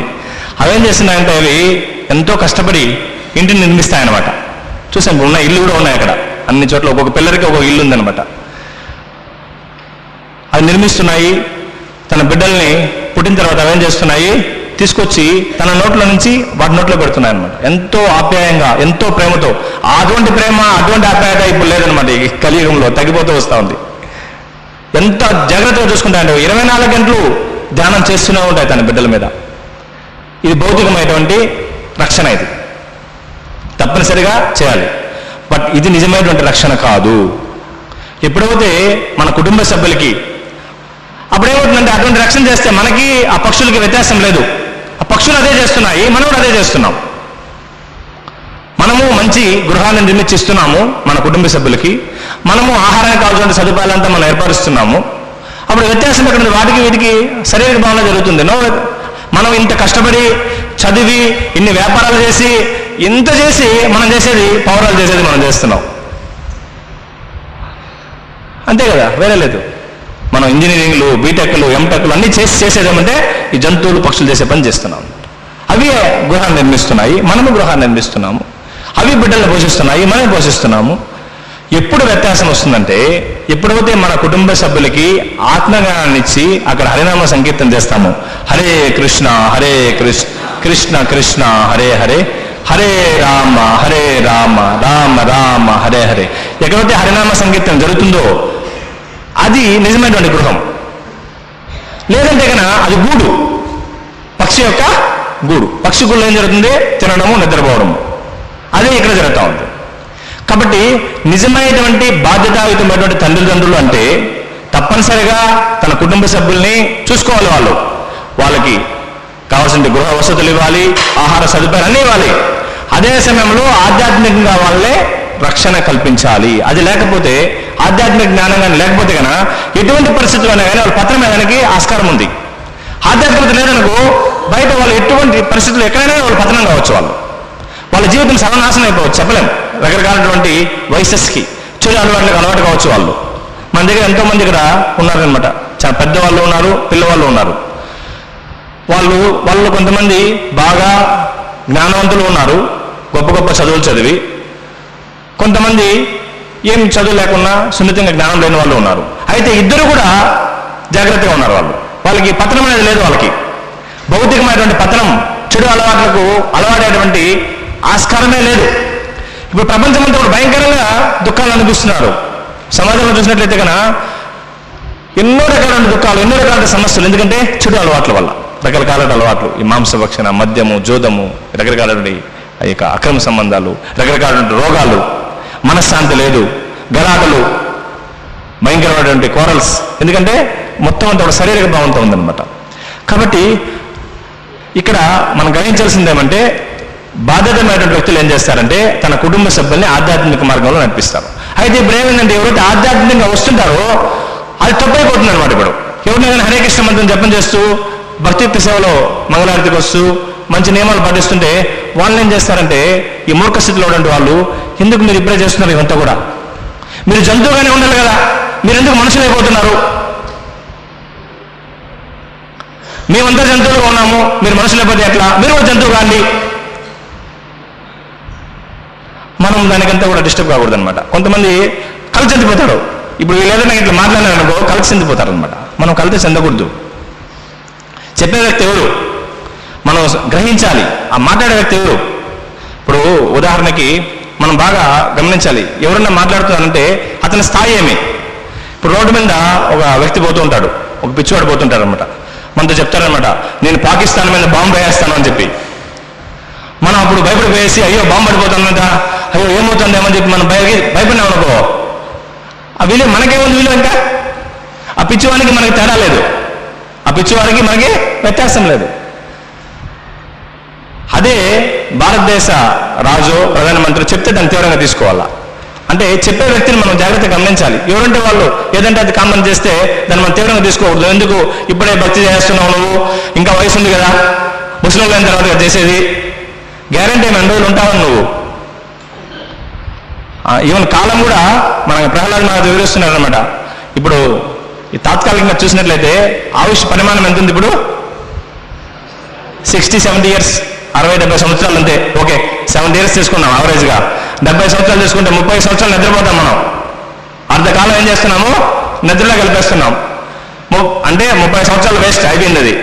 ఇంకో 10 సంవత్సరాలు ఆటపాటలు గడిపేశాం, ఆడుకోవడము తిరగడం అంతా కూడా 40 సంవత్సరాలు పోయింది. ఇంకో 10 సంవత్సరాలు మన వ్యాపారాలు, మన ఉద్యోగాలు, మన చదువులు, మన సమస్యలు, దానికంతా పోయింది. ఎన్ని సంవత్సరాలు పోయింది, 50 సంవత్సరాలు పోయింది. తర్వాత వృద్ధాప్యం వస్తుంది అనమాట. వృద్ధాప్యంలో శరీరం సహకరించదు. మనం భగవద్గీత చదవాలంటే చదవలేము, కూర్చొని భగవద్గీత వినాలంటే వినలేము, హరే కృష్ణ మంత్రాన్ని జపం చేయాలంటే చేయలేము సమంగా. ఇంద్రియాలు సహకరించవు, సమంగా కనిపించవు, సమంగా వినిపించవు. మనకుండేది జీవితం అంతా 10-15 సంవత్సరాలు, అది 70 సంవత్సరాలు మనం జీవిస్తే. ఇప్పుడు మీ వయసు నుంచి కొంతమంది ఇక్కడ 30 సంవత్సరాలు ఉన్నారు, 40 సంవత్సరాలు ఉన్నారు. అట్లా లెక్కేసుకుంటే 5 సంవత్సరాలు 3 సంవత్సరాలు మనకున్నది మన యొక్క వ్యవధి అంతా కూడా. ఎంత డేంజర్లో ఉన్నాం చూడు మనం. కాబట్టి మనం వృధా చేయడానికి లేదు, ఇది మనకు సంబంధించింది. మరణం వచ్చిందంటే అది వెయిట్ చేయదు అనమాట మన కోసం. మనం చేసేటువంటి కార్యక్రమాలంతా కూడా మనకు పరీక్ష వచ్చి మరణం. మనం ఉన్నతమైనటువంటి జన్మ పొందాలన్నా కానీ భగవద్ధామం చేరాలన్నా కానీ ఏదో భగవంతుని కృప వల్ల ఏదో ఇంత ముందు జన్మలో కొద్దిగా ఈ యొక్క ఏదో కొద్దిగా సంస్కృతి ఉంది కాబట్టి, సుకృతి ఉంది కాబట్టి మనకు మానవ జన్మ వచ్చింది. ఎన్నో జీవులు ఉన్నాయి ఈ ప్రపంచంలో, ఎన్నో జంతువులు ఉన్నాయి, ఎన్నో పక్షులు ఉన్నాయి, ఎన్నో జలచరాలు ఉన్నాయి. మనమే మానవులు ఉన్నాము. అంటే ఏదో సుకృతి వల్ల మానవ జన్మ వచ్చింది. దుర్వినియోగం చేయకూడదు. మనం ఆధ్యాత్మిక మార్గంలో మనము ప్రయాణం చేయాలి. కాబట్టి ఈ బ్రాహ్మణుడు, ఈ కాళహస్తి బ్రాహ్మణుడు, ఈ యొక్క పురంధరుడు సద్బ్రాహ్మణుడు అతను. కాబట్టి అతను తెలుసు, అతను తన కుమారుణ్ణి బాగా భౌతికమైన విద్యలు ఇస్తున్నాడు, అదే సమయంలో ఆధ్యాత్మిక విద్యలు కూడా ఇస్తున్నాడు అనమాట. తన సంస్కృతి వైపు తీసుకొని వస్తున్నాడు. అతను ఏం చేసేవాడు, ఈ పిల్లవాడు చిన్న వయసులోనే 5 రకాల యజ్ఞాలు చేసేవాడు. దైవయజ్ఞము, పితృయజ్ఞము, నృయజ్ఞము, తర్వాత భూతయజ్ఞము, అనేటువంటి 5 రకాల యజ్ఞాలు చేసేవాడు. అతని యొక్క తేజస్సు సూర్యుడిలాగా, 2వ సూర్యుడిలాగా తేజస్తో ఉన్నాడు అనమాట ఈ మాధవుడు అనేటువంటి బాలుడు. ఎంతో గొప్ప బాలుడు అనమాట, వెరీ నైస్ బా. ఈ విధంగా జరుగుతుంది. చంద్రలేఖ అనేటువంటి ఒక స్త్రీతో ఆయన వివాహం చేస్తారు ఈ మాధవునికి, తన కుమారునికి. అతను కాలం గడుస్తూ ఉంటుందన్నమాట. అయితే ఒకరోజు ఏమవుతుంది, ఈ యొక్క మాయ అనేది ఎంతో శక్తివంతమైంది. అతను ఒకరోజు ఈ కాళహస్తి దగ్గర ఒక అరణ్యం ఉంటుందన్నమాట. అతను నీటి కోసం వెళ్తాడనమాట. వెళ్ళినప్పుడు ఒక కులతని, అంటే ఒక వేష్యని చూస్తాడనమాట. అతను చూసి తను ఎంతో ఆకర్షితుడవుతాడు. ఆకర్షితుడయి ఆమె దగ్గరికి వెళ్తాడనమాట. వెళ్ళి నన్ను వివాహం చేసుకోమని చెప్తాడనమాట. అంటే ఈ మనసు అనేది ఎంతో శక్తివంతమైంది. అతని సాంగత్యం లేదు అక్కడ, ఇక భక్తుల యొక్క సాంగత్యం అనేది లేదనమాట. అది భగవంతుని యొక్క లీల ఇది. అతను అయితే ఇంతకుముందు ఈవెన్ వాళ్ళు కులతలైనా కానీ కొద్ది సంస్కృతి అనేది ఉన్నదనమాట. ఆ యొక్క వేష వివరిస్తుందనమాట ఆ యొక్క బ్రాహ్మణునికి, మాధవునికి, నువ్వు ఎంతో పవిత్రుడివి, నువ్వు కానీ నన్ను వివాహం చేసుకున్నట్లయితే కానీ నువ్వు అపవిత్రుడైపోతావు. నీ తల్లి ఎంతో పవిత్రంగా గర్భధారణ సంస్కారంతో నిన్ను ప్రసవించింది. తర్వాత నీ తండ్రి ఎంతో పవిత్రంగా ఈ అన్నప్రసతో, అంటే భగవంతుని యొక్క ప్రసాదంతోనే నీ ఆహారం ప్రారంభమైంది. నాకు ఆ విధంగా కాదు, నా తల్లి పవిత్రమైనటువంటి గర్భాధారంతో నన్ను జన్మ తీసుకోలేదు, నేను అపవిత్రంగా జన్మ తీసుకున్నాను. అదేవిధంగా నా ఆహారము మాంసము రకరకాల అభక్ష్యాలతో నేను ప్రారంభించాను నా తిండిని, నా ఆహారాన్ని. నువ్వు అట్లా కాదు, నువ్వు ఎంతో పవిత్రమైన భగవంతుని యొక్క ప్రసాదాన్ని తీసుకుంటూ అన్నప్రశ్న అనేటువంటి కర్మతో నువ్వు ఆహారాన్ని ప్రారంభించావు. అదేవిధంగా నువ్వు ఎంతో పవిత్రంగా ఈ వేదాలని నీ నోటి నుంచి ఎంతో పవిత్రంగా భగవంతుని యొక్క నామాన్ని హరే కృష్ణ కృష్ణ కృష్ణ హరే హరే హరే రామ రామ రామ హరే హరే ఈ మంత్రాన్ని జపిస్తున్నావు. నేను అట్లా కాదు, ప్రతిరోజు నీచమైనటువంటి మాటలు మాట్లాడుతున్నాను, పవిత్రమైనటువంటి మాట అనేది లేదు నాకు. నువ్వేం చేస్తున్నావు? నీ పాదాలతో భగవంతుని యొక్క మందిరానికి వెళ్తున్నావు. నేను రకరకాలైనటువంటి వ్యక్తుల యొక్క గృహాలకు వెళ్తున్నాను. నీ చేతులతో భగవంతుని యొక్క మంచి దివ్యమైనటువంటి సేవలు చేస్తున్నావు. నువ్వు పుష్పాలను సమర్పిస్తున్నావు, ఫలాన్ని సమర్పిస్తున్నావు. నేను ఎంతో భయంకరమైనటువంటి కార్యక్రమాలు చేస్తున్నాను, మాంసాన్ని రకరకాల అపవిత్రమైనటువంటి కార్యక్రమాలతో చేస్తున్నాను. నువ్వు వినేది భగవంతుని యొక్క హరికథను వింటున్నావు, పవిత్రంగా సజ్జనులు పవిత్రమైన వ్యక్తుల యొక్క కథలను వింటున్నావు, పవిత్రమైన వ్యక్తుల యొక్క సంగతంలో ఉన్నావు. నేను అట్లా కాదు, నీచమైనటువంటి నికృష్టమైనటువంటి మాటలంతా కూడా వింటున్నాను. కాబట్టి నా సాంగత్యం నీకు పనికిరాదు అని చెప్తుంది అనమాట. అయినా కానీ ఇతను చాలా అడమెంట్గా ఉన్నాడనమాట. అతను ఆమెను వివాహం చేసుకుంటేనే ఆమె చెప్తుంది అనమాట, ఇప్పుడు నన్ను వివాహం చేసుకున్నావు కాబట్టి నువ్వు బ్రాహ్మణుడు కాదు, ఇంకా నువ్వు నా మాదిరి నువ్వు తయారు కావాలి, నీకు చికెన్ తీసామని చెప్తుంది అనమాట. మాంసాన్ని తినాలి ఈ రోజు నుంచి, ఎందుకంటే మోసం చేయకూడదు కదా. అతను ఈ యొక్క స్త్రీతో సంబంధం ఏర్పరచుకొని ఇంకోవైపు బ్రాహ్మణుడిగా నటించడానికి లేదు అతను. అప్పుడు ఆ యొక్క వ్యక్తిత్వం అనేది ఉందనమాట, క్యారెక్టర్ అనేది ఉందనమాట. కాబట్టి అతను కూడా ఏం చేస్తాడు, కులాన్ని మార్చుకునేస్తాడు అనమాట. ఆ స్త్రీతో వెళ్ళిపోతాడు, రాజమండ్రి వైపు వెళ్ళిపోతాడు అనమాట. మొత్తం అలవాటైపోతుంది అతనికి, మద్యము మాంసము అన్ని రకాలుగా అలవాటైపోతుంది. జీవనం ఎంతో పవిత్రమైనటువంటి స్థాయి నుంచి అతను ఏం చేస్తాడు, ఎంతో అపవిత్రమైనటువంటి స్థాయికి వచ్చేస్తాడు. ఇట్లా రోజులు గడుస్తాయి. కాలం అనేది ఎంతో క్రూరమైంది, అది మనం ఆగినా కానీ అది ఆగదు. ఒకరోజు ఏమవుతుంది, ఆ యొక్క వేశ్య కులత మరణిస్తుంది అనమాట, చనిపోతుంది. ఇతను ఒకడే అయిపోయాడు, మళ్ళీ బాధపడుతున్నాడు. ఈ బాధలో అతనికి ఏమైంది, మళ్ళీ భగవంతుడు గుర్తొచ్చాడనమాట అతనికి.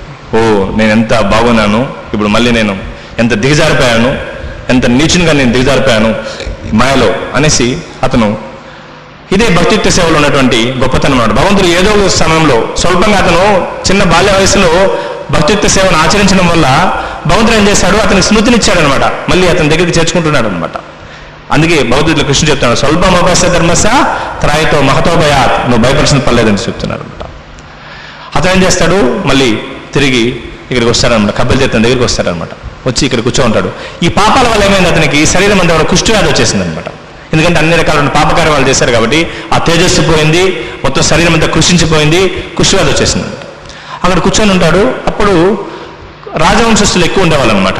కొంతమంది రాజులు భగవంతుని దర్శనానికి ఇక్కడికి వస్తారు, కపిల తీర్థంకి వస్తారు. వాళ్ళంతా స్నానం చేస్తారు, వాళ్ళంతా భజన చేస్తుంటారు, గోవిందనామ సంకీర్తన చేస్తుంటారు, హరినామ సంకీర్తన చేస్తుంటారు. ఇతను ఆ సంకీర్తనలో ఉంటాడు, కపిల తీర్థంలో స్నానం చేస్తాడు. చేసిన తర్వాత వాళ్ళు పిండాదులు సమర్పిస్తారు పితృలకంతా కూడా. ఇతను ఏం చేస్తారు, ఇతని దగ్గర ఏం లేదు కాబట్టి మట్టితో తీసుకుంటారు అనమాట. మట్టి తీసుకొని ఆ మట్టిని పిండాలుగా చేసి సమర్పిస్తారనమాట. అయినా కానీ భగవంతుడు దాన్ని స్వీకరిస్తారనమాట. అతను కొద్దిగా ఈ పాపాలంతా నశించిపోతాయి. తర్వాత వీళ్ళంతా కొద్దిగా ప్రసాదాన్ని అతనికి ఇస్తారు. అందరూ తెల్లవారి సుప్రభాత సమయంలో వాళ్ళు భజన చేసుకుంటూ ఇదే దారిలో తిరుమలకు నడుచుకుంటూ వెళ్ళారనమాట. వెళ్ళి దగ్గర భగవంతుని యొక్క ఈ మందిరం దగ్గర అక్కడ పర్వతం ఉందన్నమాట, మోకాళ్ళ మెట్టు అంటారు దాన్ని. అక్కడ వెళ్ళే సమయానికి ఇతను భగవంతుని యొక్క నామాన్ని జపిస్తున్నాడు, గోవింద గోవింద గోవింద అని చెప్పి జపిస్తున్నాడు, హరినామాన్ని జపిస్తున్నాడు. హరే కృష్ణ కృష్ణ కృష్ణ హరే హరే హరే రామ రామ రామ. ఈ వెంకటాచల ఈ పర్వతాన్ని అతను తాకంగానే ఆ యొక్క పర్వతం యొక్క ప్రభావం వల్ల, ఈ హరినామ సంకీర్తన వల్ల ఈ పాపం అంతా ఏమవుతుంది, అతని శరీరం మీద పాపం అంతా కూడా గజగజ వణుకుతూ ఉందనమాట. అది భస్మం అయిపోతుంది, కాలిపోతుంది. వెంకటాచలము అంటేనే, వెంకటాద్రి అంటే అర్థం వచ్చి వెన్ అంటే పాపాలు, కట అంటే తొలగించేటువంటి, ఆద్రి అంటే పర్వతం. ఈ ఏ పర్వతం అయితే పాపాలను తొలగిస్తుందో దాన్ని వెంకటాద్రి అని చెప్పంటారు. కాబట్టి ఆ పర్వతాన్ని ఎవరైతే అధిరోహిస్తారో ఈ హరినామ సంకీర్తన చేస్తూ వాళ్ళ పాపాలంతా కూడా తొలగిపోతాయి. అదే ఇక మాధవునికి జరిగిందనమాట. ఇతను భగవంతుని యొక్క కృప ఉంది కాబట్టి, ఇంత పూర్వ ఆశ్రమంలో అతను భక్తిని చేశాడు కాబట్టి భగవంతుడు ఏం చేశాడు, అదేవిధంగా ఈ పర్వతం ప్రభావం వల్ల ఇతని పాపాలంతా కూడా గడగడ వణుకుతూ భస్మైపోయాయి అనమాట. ఆ దుర్వాసన ముల్లోకాలు వ్యాపించేసింది, ఆ పాపాల యొక్క దుర్వాసన. బ్రహ్మ శివుడు అంతా కూడా ఏంటి ఎంత భయంకరమైన వాసన వస్తుందని చెప్పి వాళ్ళు ఆలోచిస్తున్నారు అనమాట, అర్థం కావడం లేదు. సరే, అతను ఆ విధంగా ఎంతో భయంకరమైనటువంటి అతను సోదరుడు పడిపోయాడు అనమాట మాధవుడు. అతనికి ఆ శరీరం అంతా కూడా ఎంతో వేడిగా ఉంది, ఎంతో భయంగా బాధగా ఉంది ఈ పాపాలంతా నశించిపోయేటప్పుడు. అదేవిధంగా మనం కూడా ఇక హరినామ సంకీర్తన చేసేటప్పుడు కొన్నిసార్లు మనకు కొన్ని దుఃఖాలు కలుగుతుంటాయి. ఈ మాధవుని కూడా ఎంతో భయంకరమైనటువంటి బాధలు కలిగాయి అతను చివరి సమయంలో ఆ పాపాలంతా పోయేటప్పుడు. ఓర్పుతో అతను ఇంకా భగవంతుని యొక్క నామాన్ని జపిస్తూనే ఉన్నాడు అనమాట. సోదరు పడిపోయాడు చివరికి. అట్లా మనం కూడా ఈ యొక్క పాల సముద్రాన్ని చిలికినప్పుడు మొదట అమృతం రాలేదనమాట, మొదట విషయం వచ్చింది. అట్లా హరినామ సంకీర్తన చేసేప్పుడు కొన్ని డిస్టర్బెన్సెస్ మనకు వస్తుంటాయి, కొన్ని కలతలు వస్తుంటాయి. మనం అయితే దాన్ని నిలకూడదు, మళ్ళీ భగవంతుని మీద మనము శరణాగతి పొందాలి, జపిస్తూ ఉండాలి. అతను సోదరు పడిపోయాడు. లేచే సమయానికి అతని శరీరం అంతా కూడా ఎంతో దివ్యంగా మారింది, ఎంతో దివ్యంగా ఉంది, ఒక దేవతా రూపంలాగా ఉందన్నమాట. అతను బ్రహ్మదేవుడు అతను ముందర ఉన్నాడనమాట, సాక్షాత్తు ఈ యొక్క సృష్టికర్త. అతనికి ఇతను సాష్టాంగ నమస్కారం పెట్టాడు మాధవుడు. అప్పుడు ఆయన చెప్పాడు అనమాట, ఓ మాధవ, నువ్వెంతో గొప్ప అదృష్టవంతుడివి. ఆ రోజు ఈ యొక్క నారాయణుడు హరి ఏ విధంగా అజామిలను రక్షించాడు, అదేవిధంగా ఈరోజు నిన్ను ఈ వెంకటేశ్వరుడు నిన్ను రక్షించాడు. కాబట్టి నువ్వెంతో గొప్ప అదృష్టవంతుడివి. నా సూచన మేరకు నువ్వు వెళ్ళి ఇక వరాహ క్షేత్రానికి వెళ్ళి, దీన్ని వరాహ క్షేత్రం అంటారు, దీని ఇంకో పేరు వచ్చి వరాహ క్షేత్రం, వరాహస్వామి ఉన్నాడు కాబట్టి. అక్కడ పుష్కరంలో స్నానం చేసి వరాహస్వామిని దర్శించుకున్న తర్వాత వెంకటేశ్వరుని దర్శించుకొని నీ శరీరాన్ని వదిలే. నువ్వు తర్వాత జన్మలో నువ్వు ఈ పాండవుల యొక్క వంశంలో, పరీక్షిత్ మహారాజు యొక్క వంశంలో నువ్వు జన్మ తీసుకుంటావు, ఈ యొక్క గొప్ప రాజుగా, ఆకాశరాజుగా. ఇక లక్ష్మీదేవి నీకు కుమార్తెగా జన్మ తీసుకుంటుంది, నీవు ఆ జన్మ తర్వాత నువ్వు వైకుంఠానికి వెళ్ళిపోతావు అని చెప్పి ఆశీర్వాదాన్ని ఇస్తారు. కాబట్టి ఇక్కడ మనం తెలుసుకోవాల్సింది ఏమిటి, లీలలో ఆ విధంగా తప్పు చేయాలని కాదు. భగవంతుడు మనల్ని స్వల్పంగా మనం ధర్మాన్ని ఆచరించినా కానీ ఇది ఎక్కడికి పోదు. మనం ఏదైతే భక్తియుక్త సేవ చేస్తామో అది ఎక్కడికి పోదు, అది ఎప్పుడూ ఉంటుంది. 1% చేసాం అనుకో, మనం 2% నుంచి మనము ప్రారంభిస్తాము. అదే భౌతికమైన కర్మ అయితే కానీ అది మనకు రాదు. దానికి సంబంధించి ప్రభుపాదులు ఇంకో ఉదాహరణ ఇస్తాడనమాట. భౌతిక కర్మ ఎంత డేంజర్ అనేసి. ఒక జమీందారు ఉంటాడు ఒక నగరంలో, ఒక గ్రామంలో. అతను పూర్తిగా ధనాసక్తి కలిగి ఉంటాడు, అందరి దగ్గర ధనాన్ని సంపాదించడము, ఎంతో లోబిగా ఉంటాడనమాట. అతను రోజు బయట వెళ్ళేవాడు. ఇంటి ముందర ఒక వ్యక్తి ఉంటాడు, చెప్పులు కుట్టుకునే వ్యక్తి ఉంటాడు అనమాట. వెళ్ళేటప్పుడల్లా కూడా ఈ ధనగర్వంతో అతను చేసేవాడు, ఆ వ్యక్తిని తిట్టేవాడు. హై పాపి, నువ్వు నా ముందర ఉంటావు, పక్కకు పోని చెప్పి తిట్టేవాడు అనమాట. ఎప్పుడు తిట్టేవాడు. వెళ్ళేటప్పుడు వచ్చేటప్పుడు మిద్దిపై నుంచి అతను చూసి అతను హేళన చేసేవాడు అనమాట. వృద్ధుడైపోయాడు, చనిపోయాడు ఆ జమీందారు. తర్వాత ఏమైంది, జన్మలో ఆ చెప్పులు కుట్టే వ్యక్తికి బిడ్డగా పుట్టాడనమాట. అయితే భగవంతుడు ఎంతో కృపామయుడు, అతనికి పూర్వజన్మ స్మృతినిచ్చాడు. ఈ బాలుని రూపంలో ఇతను తెలుసు, నేను ఇంతకుముందు జన్మలో జమీందారును అని చెప్పి. ఇక్కడేమో ఆహారం తినడానికి లేదు, అక్కడేమో ఇతను ఎంతో సంపాదించి ఆ జీవనమంతా, తన జీవనాన్నంతా, తన రక్తాన్ని ఒడిగట్టి సంపాదించి తన పుత్రులకి ఇచ్చేసి చచ్చిపోయాడు అనమాట. ఇక్కడ చూస్తే తర్వాత జన్మలో చెప్పులు కుట్టే వ్యక్తి ఇంట్లో పుట్టాడు, తినడానికి ఆహారం లేదు. సరే ఒకరోజు ఎంతో ధైర్యం చేసుకుని ఇల్లు అడుగుతాం, నా పుత్రులే కదా వాళ్ళు అని చెప్పి వెళ్ళాడు అనమాట. వెళ్ళి, నాయనా నేను మీ తండ్రిని, ఇంతకుముందు జన్మలో నేను ఎంత కష్టపడి పనిచేశాను, నీ కోసం ఎంతో కష్టపడి పనిచేశాను, ఇప్పుడు ఆహారం లేదు నాకు. వాళ్ళది, ఒరే మూర్ఖ, నువ్వు మోసం చేస్తున్నావు, మా తండ్రి అని చెప్తే కర్రలు తీసుకొని కొట్టి పంపించేశారనమాట. కర్రతో కొట్టి బయట వేస్తారు. ఇది భౌతికంగా పనిచేస్తే ఇది జరుగుతుందనమాట. ఆధ్యాత్మికతలు అయిపోతుంది. చూడండి డిఫరెన్స్ మాధవునికి ఈ జమీందారికి. కాబట్టి మనం ఏం చేయాలి, మన జీవితాన్ని కృష్ణ చైతన్యంలో మలుచుకోవాలి. నిర్బంధ కృష్ణ సంబంధ. మనం ఏదైతే చేస్తామో, మన ఇంట్లో ఉన్నప్పుడు తెల్లవారుతో లేయంగానే మనం ఏం చేయాలి, హరినామ సంకీర్తన, హరే కృష్ణ కృష్ణ కృష్ణ హరే హరే, హరే రామ రామ రామ. ముఖ్యంగా భౌతికమైన ఆనందం అంటే జనాలంతా కూడా తాగడము, తినడము, నృత్యం చేయడం, దాంట్లో ఆనందం అని చెప్పి అనుకుంటారు. భౌతిక ఆనందం అదే కదా, నృత్యాలు చేయడము, డాన్సులు వేయడము, ఆహారాన్ని బాగా తినడము, తాగడము. చైతన్యం ఎంతో కృపామయుడు మనకు 3 ఇక్కడ ఇచ్చారు కృష్ణ చైతన్యంలో. మనం కూడా నృత్యం చేయొచ్చు, ఎంతో చేయొచ్చు. హరినామ సంకీర్తనం టెన్షన్ చేశారు కదా ఇక్కడ భక్తులంతా కూడా. ఆ నృత్యం చేస్తే ఏమవుతుంది, ధనము పోతుంది, నీ మనసు పోతుంది, నీ శరీరం నాశనం అయిపోతుంది, పూర్తిగా నువ్వు పాపభూయిష్టమైన జీవనంలో పడిపోతావు. సర్వనాశనం అయిపోతుంది, చైతన్యం అంతా నాశనం అయిపోతుంది, పూర్తిగా దిగజారిపోతాం, మొత్తం సర్వనాశనం అయిపోతుంది మన జీవితం. బట్ ఇక్కడ నృత్యం చేస్తే భగవంతుని యొక్క సంతృప్తి కోసం ఇక్కడ కూడా నృత్యం చేస్తున్నాం మనం. ఇక్కడ ఏమవుతుంది, నువ్వు ఆత్మసాక్షాత్కారాన్ని పొందుతావు, నువ్వు ఆనందాన్ని పొందుతావు, ఎంతో అద్భుతంగా నీ గుణాలంతా కూడా అభివృద్ధిపరచుకుంటావు. అక్కడ తాగామనుకో సర్వనాశనం. ఇక్కడ మనము భగవంతుని యొక్క తీర్థాన్ని, భగవంతుని యొక్క అర్పించిన జలాన్ని, భగవంతుని యొక్క గంగా జలాన్ని, భగవంతుని యొక్క చరణామృతాన్ని మనం తీసుకోవచ్చు. అక్కడ తినాలనుకుంటాం రకరకాల ఆహారాలని, అది ఇక్కడ కృష్ణునికి అర్పించగానే మనం తిన్నట్లయితే ప్రసాదాన్ని యొక్క సర్వ దుఃఖాలంతా కూడా నాశనం అవుతాయి. కాబట్టి ఈ కృష్ణ చైతన్యం అనేది చాలా సులువైనటువంటిది. మంచి ప్రసాదాన్ని తీసుకోవడము, హరినామ సంకీర్తన చేయడము, కృష్ణుని యొక్క కథని వినడం, దీన్ని చేయడానికి చాలా మంది కష్టపడతారు అనమాట. కాబట్టి ఇది చాలా సులువైనటువంటి మార్గం. కేవల ఆనంద కంద నరోత్తమ దాస్ ఠాకూర్ చెప్తున్నాడు, కృష్ణ చైతన్యం అనేది చాలా ఆనందాన్ని ఇచ్చేటువంటిది అనమాట. మనము బయట వాళ్ళు రకరకాలటువంటి ప్రయత్నాలు చేసి విఫలమైపోతున్నారు అనమాట ఈ భౌతికమైన కార్యక్రమాల్లో. మనం ఏం చేయాలి, మనము తెలివిని ఉపయోగించి ఇక్కడ ఎంతో మంచి సదుపాయాలు ఉన్నాయన్నమాట. ఇక్కడ మంగళారతికి రావడము, తర్వాత ఏదైతే మన ఆహారాన్ని తింటున్నామో ఈ గృహంలో కావచ్చు, ఇక్కడ కావచ్చు, కృష్ణుడికి నివేదన చేసి దాన్ని తీసుకోవడము, కుటుంబ సభ్యులంతా కలిసి ఈ యొక్క హరినామ సంకీర్తన చేయడము, తెల్లవారులేయంగానే మన యొక్క జీవితాన్ని ఆధ్యాత్మికంగా ప్రారంభించాలి. ఇక్కడ ఎంతోమంది గృహస్థులు ఉన్నారు, తెల్లవారితో వాళ్ళు కూడా బాధ్యత ఉండేవాళ్ళే, వాళ్ళేం బాధ్యత వదిలేదు. తెల్లవారితో అందరూ వస్తారు, మంగళారతికి అటెండ్ అవుతారు, తర్వాత వెళ్ళి వాళ్ళ కార్యక్రమాలు చేసుకుంటారు. తర్వాత సాయంత్రం వస్తారు, ఇక్కడ భక్తుల యొక్క సంగీతంలో భగవంతుని యొక్క నామాన్ని, ఈ యొక్క హరినామాన్ని, భగవద్గీతను వింటారు, వాళ్ళ కార్యక్రమాలు. అక్కడ ఎవరు కనిపించినా కానీ కృష్ణుని గురించి చెప్తారు, కృష్ణుని గురించి మాట్లాడతారు. కుటుంబంలో వాళ్ళు ఏం చేస్తారు, ఎటువంటి ఈ యొక్క రకరకాలటువంటి గ్రామికతను మాట్లాడకుండా కృష్ణుని గురించి మాట్లాడతారు. ఆ విధంగా వాళ్ళ కుటుంబం ఏమవుతుంది, ఒక ఆలయంగా తయారవుతుంది అనమాట. వాళ్ళు ఈ జన్మలో కూడా ఎంతో ఆనందంగా, ఎంతో అద్భుతంగా వాళ్ళ జీవితం గడుస్తుంది. తర్వాత మరణించిన తర్వాత కూడా వాళ్ళు కృష్ణుని యొక్క సన్నిధానం చేరుతారు. ఒకవేళ అట్లా లేనట్లయితే ప్రభుపాద గారు చెప్తున్నారు, వాళ్ళు మంచి ధనవంతుల కుటుంబంలో కానీ లేదా బ్రాహ్మణుల కుటుంబంలో కానీ, అంటే వైష్ణవుల కుటుంబంలో జన్మ తీసుకుంటారు. ఎందుకంటే మళ్ళీ భక్తిని కంటిన్యూ చేయడానికి. అట్లా లేకపోతే ఏమవుతుంది, ఈ జమీందారు మాదిరి అవుతుంది. మనకు ఇక్కడ రెండు ఉన్నాయి, మనం భక్తి అయినా ఆచరించవచ్చు, భక్తి ఆచరించి మనకేమో నష్టం ఏం లేదు, మనం కోల్పోయేది ఏం లేదు. ఇంకా కుటుంబం సభ్యులంతా కూడా ఎంతో వాళ్ళు ప్రశాంతంగా ఉంటారు, ఆనందంగా ఉంటారు, అద్భుతంగా వాళ్ళ జీవితం ఒక ఉదాహరణప్రాయంగా ఉంటుంది, సమాజానికి ఒక ఉదాహరణగా ఉంటుంది అనమాట. అట్లా లేకపోతే మనం మన జీవితాన్ని వృధా చేసుకుని అవుతాం. కాలం అనేది మనం తీసుకెళ్ళిపోతుంది, ఒక జంతువు మాదిరి మనం మరణిస్తాము, దానివల్ల ఉపయోగం అనేది లేదు.